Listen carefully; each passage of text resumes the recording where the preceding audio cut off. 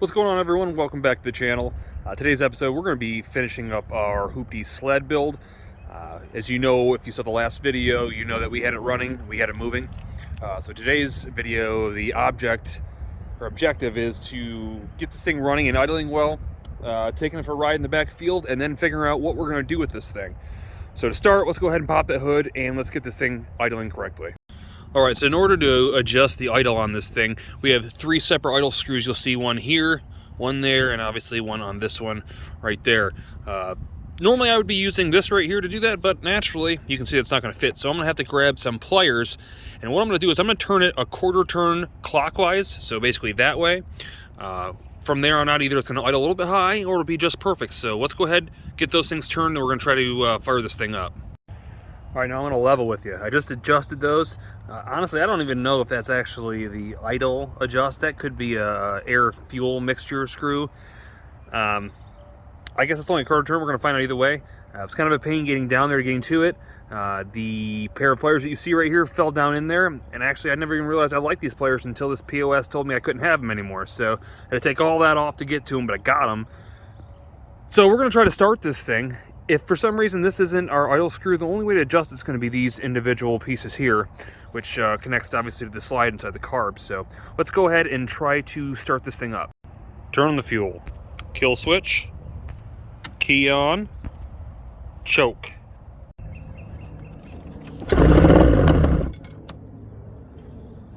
Okay, she's cold. Alright, of course it starts up when I don't have it on camera the next hole. So it is idling a little high. Let me see if I can see the gauges. A little high, but not terrible. About 1800. Very manageable.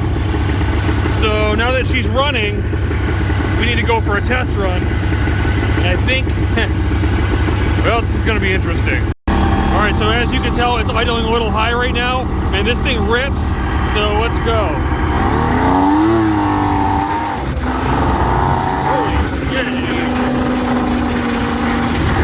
Okay, this is definitely dangerous.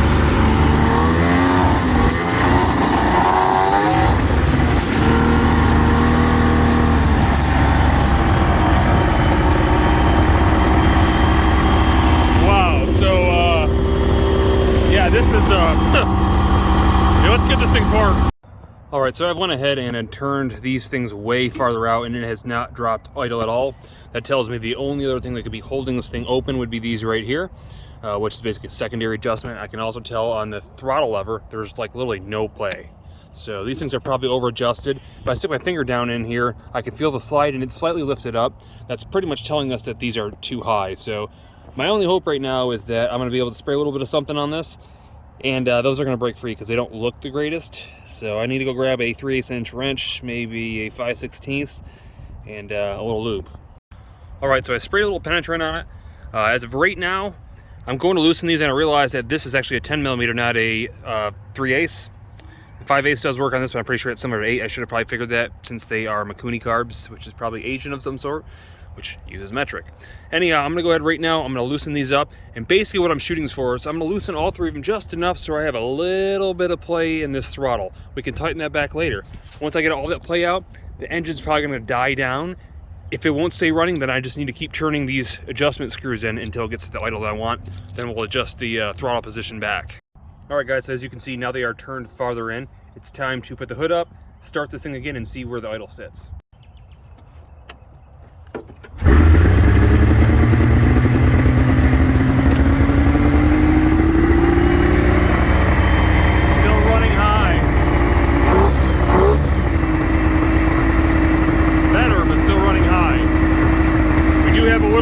Now I'll adjust them back just a little bit more, and then we'll start it again and we'll work it backwards. And one more try.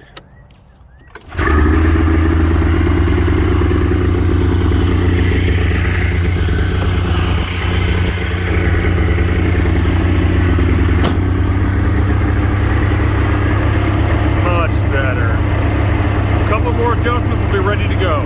All right, so now that we got it idling almost as perfect as it's gonna get, I have one thing left to do, and that is put some zip ties around the bases of these tubes you'll see here. This one's actually leaking right here. And I noticed that when I move that and a little bit of air starts leaking out, I'm sorry, gas leaks out, air comes in, it idles up, which is natural. So I need to get zip ties in those to start, but then we'll bring it for one more rip. Maybe I'll get better footage, maybe I won't. It's kind of scary taking off with the camera in your hand, but we're gonna see what it does. So let me do that real quick. All right, guys, so we're gonna take this for one last rip. I'm gonna show you, I know I didn't get great footage before. Like I said, this thing was taking off and the front end was kind of lifting up, so my camera was tilting down, but you can see all the trees in a way, and this thing steers well, like a boat out of the water. So you can kind of imagine, once it catches, it's fine, but there's definitely a delay like there is in a boat, or almost like if you ever flew a plane, kind of a delay before it actually catches and turns. Anyhow, that said, it's kind of dangerous. I don't know if people actually do this normally, and it is kind of fun. I mean, it's super fast. I mean, very fast. You can imagine a 700cc or almost 700cc two-stroke. This thing rips. But let's go ahead and fire it up one more time. Let's go ahead and check out our idle. See, it starts right up. Good idle. All right, man. This is freaking me out. Let's do this.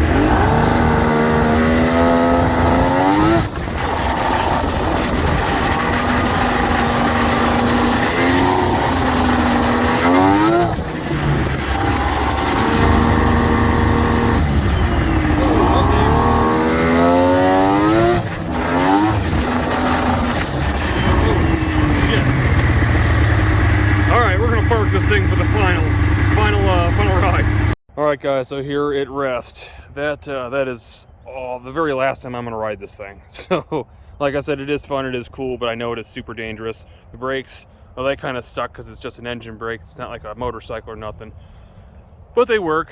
And again, I've never really ridden a snowmobile or driven one myself, so it's to be figured. Anyhow, let's talk about numbers. Let's talk about the fate of this thing. What are we gonna do this thing or with it, and more importantly, what do you guys want me to do with it? Because remember, I don't care that much about this project because I obviously don't have snow to ride it in.